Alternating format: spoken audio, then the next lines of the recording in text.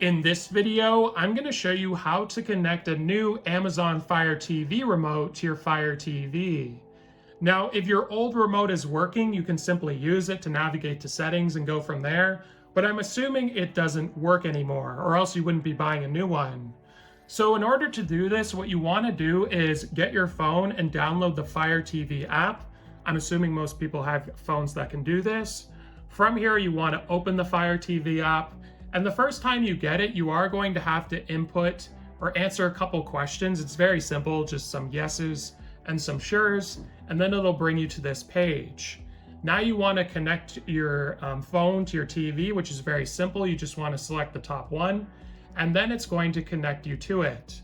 Now, the first time you connect it, you're going to have to input a code that will pop up on your TV into your phone, but it's only 4 digits, so it's a very simple process.